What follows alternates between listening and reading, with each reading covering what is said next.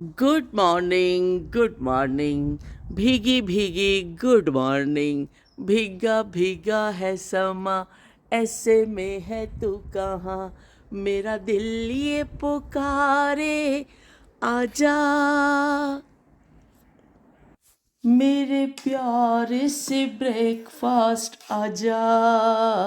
दो दो अंडे हैं इसमें, एक ब्रेड का स्लाइस और बड़ा सा मग चाय का।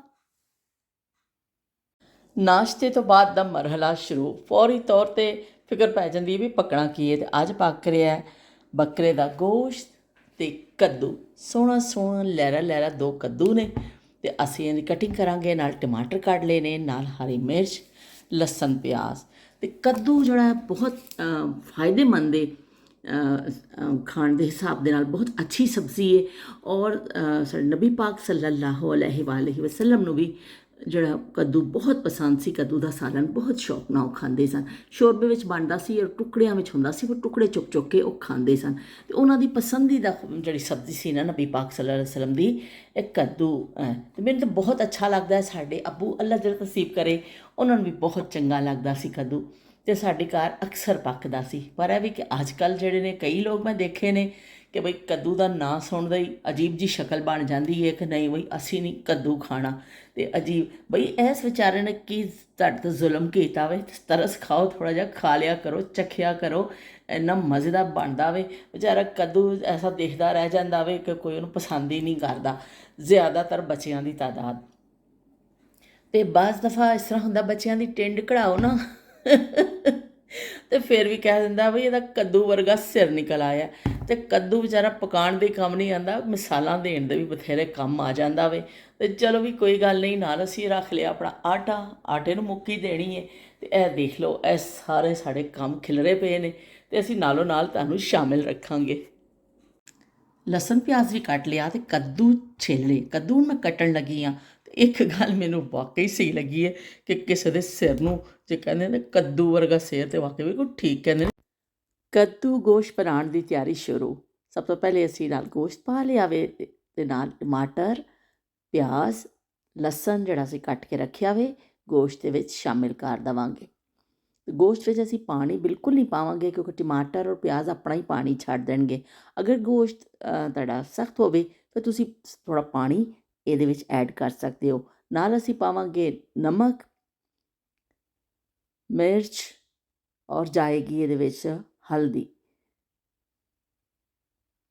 ਬਸ ਇਹ ਮਸਾਲੇ ਅਸੀਂ ਪਾਏ ਨੇ, ਔਰ ਅਸੀਂ ਇਹਨੂੰ ਮਿਕਸ ਕਰਾਂਗੇ ਅੱਛੀ ਤਰ੍ਹਾਂ ਮਿਕਸ ਕਰਕੇ। ਔਰ ਅਸੀਂ ਕੁੱਕਰ ਵਿੱਚ ਕਿਉਂਕਿ ਪਕਾ ਰਹੇ ਹਾਂ, ਕੁੱਕਰ ਦਾ ਢੱਕਣ ਬੰਦ ਕਰ ਦੇਵਾਂਗੇ। ਜੇ ਤੁਸੀਂ ਵੈਸੇ ਪਕਾ ਰਹੇ ਹੋ ਤਾਂ ਤੁਸੀਂ ਫਿਰ ਥੋੜ੍ਹਾ ਜਿਹਾ ਪਾਣੀ ਪਾ ਕੇ ਦੇਸਕੇ 'ਚ ਹਲਕੀ ਅੱਗ 'ਤੇ ਗੋਸ਼ਤ ਗਲਾ ਲਵੋ। ਚਲੋ ਜੀ, ਕੁੱਕਰ ਖੋਲ੍ਹ ਕੇ ਦੇਖ ਰਹੇ ਹਾਂ, ਗੋਸ਼ਤ ਸਾਡਾ ਗਲ ਗਿਆ ਹੈ ਔਰ ਕਲਰ ਵੀ ਅੱਛਾ ਆ ਗਿਆ। ਪਿਆਜ਼ ਸ਼ਿਆਜ਼, ਲਸਣ ਵਸਣ ਸਭ ਵਿੱਚ ਜਿਹੜੇ ਨਾ ਘੁਲ ਗਏ ਨੇ, ਕੁਛ ਵੀ ਚੀਜ਼ ਨਜ਼ਰ ਨਹੀਂ ਆ ਰਹੀ। ਥੋੜ੍ਹਾ ਜਿਹਾ ਪਾਣੀ ਖੁਸ਼ਕ ਹੋਏਗਾ, ਉਸ ਤੋਂ ਬਾਅਦ ਅਸੀਂ ਇਹਨੂੰ ਉਹਦੇ ਵਿੱਚ ਆਇਲ ਸ਼ਾਮਿਲ ਕਰਾਂਗੇ। ਇਸ ਸਟੇਜ 'ਤੇ ਅਸੀਂ ਇਹਦੇ ਵਿੱਚ ਆਇਲ ਸ਼ਾਮਿਲ ਕਰਕੇ ਔਰ ਇਹਦੀ ਭੁਨਾਈ ਕਰਾਂਗੇ। ਆਇਲ ਵੀ ਤੁਸੀਂ ਆਪਣੀ ਜ਼ਰੂਰਤ ਦੇ ਹਿਸਾਬ ਨਾਲ ਪਾਓਗੇ। ਕੁਛ ਲੋਕ ਜ਼ਿਆਦਾ ਆਇਲ ਪਸੰਦ ਕਰਦੇ ਨੇ ਕਿ ਹਾਂਡੀ ਵਿੱਚ ਤਰੀਆਂ ਹੀ ਤਰੀਆਂ ਨਜ਼ਰ ਆਉਣ, ਕੁਛ ਲੋਕ ਘੱਟ ਇਸਤੇਮਾਲ ਕਰਦੇ ਨੇ, ਪਰ ਮੈਂ ਥੋੜ੍ਹਾ ਘੱਟ ਹੀ ਇਸਤੇਮਾਲ ਕਰਨੀ ਆ।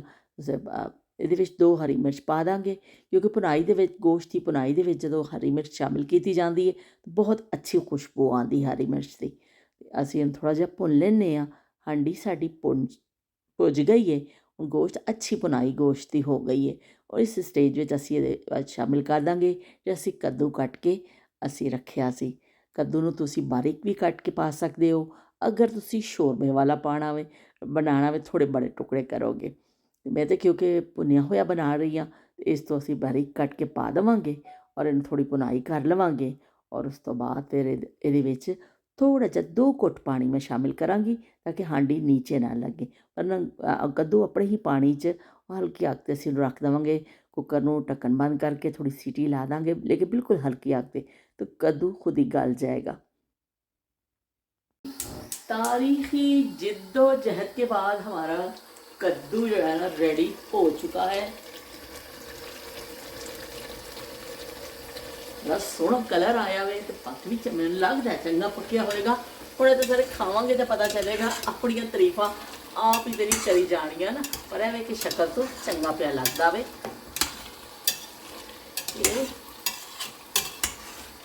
बस हुण थोड़ा जिहा असीं इहनूं ज़्यादा पानी खुश्क नहीं करांगे, लेकिन थोड़ा जिहा करके फिर मैं इहदे विच धनिया जिहड़ा वे पा दांगी।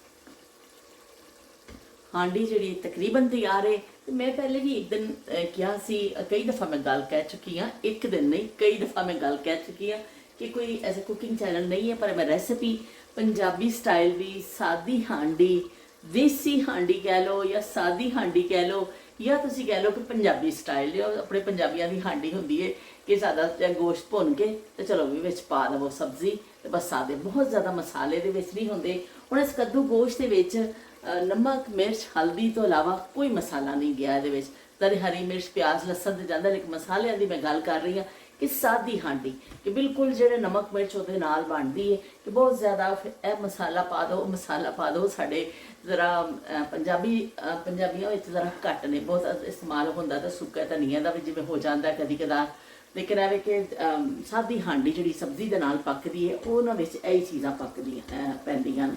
तो बई असी ज़ारे उसी स्टाइल के बनाने के आदि हाँ, जिहड़ा असी सिक्खिया वे, जिहड़ा साडी मावां ने सानूं सिखाया, असी उसी हिसाब दे नाल ही हांडी पकाने हैं। अजकल नवीं नवीं रेसिपियां आ गई ने, तुसी किते भी चले जाओ, किते भी मतलब किसी भी खोल लवो, यूट्यूब खोलो या तुसी इंस्टा ते जाओ, तुसी बहुत बहुत रेसिपीज़ आ गई ने कि पागल हो जाता बंदा जे कोई एक चीज़ की तलाश करो तो समझ ही नहीं लगता कि की पकाइए तो की छड़िए। पर एवे कि जो अपनी सादी हांडी का मज़ा है, बाहर के तुसी खाने खाते हो या बहुत मसाले वाले बना के खाते हो, लेकिन सादी हांडी का अपना ही मज़ा वे। सोहना सोहना कद्दू गोश्त, तो उस सोहने सोहने कद्दू गोश्त के विच हुण असीं पा देने धनिया, धनिया बिल्कुल एंड में जाएगा। धनिया तो होंगे ही खुशबू वास्ते भी बड़ा फायदेमंद बड़ी चीज़ है, चटनी वगैरह भी बनती है, पर बिल्कुल एंड में हांडी के बिल्कुल एंड में इनू शामिल किया जाता। तो चलो देख लो साड़ा कद्दू गोश्त की फाइनल लुक देख लवो। मैं तुम डोंगे भी कट के दिखा देनी है, क्योंकि मेरे इतने है जरा लग्या हुआ ना, चिमनी लगी हुई है और जरा इस तरह से मेरा इतने मैं इतने रख लेनी, इतने कैबिनेट बने हुए हैं, तो इतने कैमरा सैट नहीं होता, यह बड़ा मसला। मैं कई दफ़ा सोचा कि मैं इतने कैमरा इतने करके रख लवां, तो ताकि वो आसानी के नाल मैनू बार बार क्लिप जोड़ने ना पैण करने ना पैण, पर एक हाथ के नाल मैनू स्टिक फड़नी पैंदी है, एक हाथ के नाल मैनू जिहड़ा ना वीडियो बनानी पैंदी है। वो कैमरा उहदी वजह के नाल जिहड़े कैबिनेट अगे ने वो फिर सैट नहीं होंदा उत्थे। तो चलो कोई गल नहीं, असी हुण तुहानूं कढ के दिखा देने आ डोंगे विच। इहदी फाइनल लुक तुसी ट्राई करियो, कोई ऐसी खास रेसिपी नहीं है मैं तुम दसा कि बई कहो कि बई आसमान तो उतरी हुई रेसिपी है या कुछ है, पर है कि देसी स्टाइल अपना पंजाबी स्टाइल की हांडी जिहड़ा कोई ट्राई करना चाहे वो जरूर ट्राई करे। जिथे चलेंगा चलूंगी नाल तेरे, हो टिकटां तो लै लई, ओ जिथे चलेंगा चलूंगी नाल तेरे, हो टिकटां तो लै लई। लो बई फाइनली कद्दू गोश्त तैयार है। जिन्हें खाना में जो कद्दू गोश्त का शौकीन है वो तो ज़रूर ट्राई करेगा और खाएगा। आ जाओ भी मेरे साढ़े नाल आ जाओ, खाओ। पर अगर कोई ट्राई करे या देखे तो प्लीज़ तुसी लाइक कर दिया करो, तो सबसक्राइब भी कोई करना चाहे तो कर दे, क्योंकि वीडियोस मेरी काफ़ी लोग देखते हैं पर लाइक बहुत घट आते हैं। तुसी क्यों कंजूसी करते हो, मैनूं समझ नहीं आती कि उंगल हथ देखते देखते तुसी लाइक का बटन ही तो दबाना होंदा, पर फिर भी बड़े कंजूसी जिहड़े लोग करते हैं ने कंजूस लोग ने दुनिया में, मैं दस नहीं सकती। पकाया तो मैं खुद ही है, पर सारे चख के भी मैं ही दसांगी ना कि तुहानूं फाइनल इहदा मैं लुक दिखा दिता है, तो थोड़ा मैं चख के भी दिखा देनी। मैं यकीन मनो मैं आप भी नहीं चखिया, अंदाजे के नाल ही मैं नमक मिर्च इहदे च पाया, तो अंदाजे के नाल ही मैं वो कीता, तो हुण मैं चख के देखनी हाँ कि कैसा बनिया।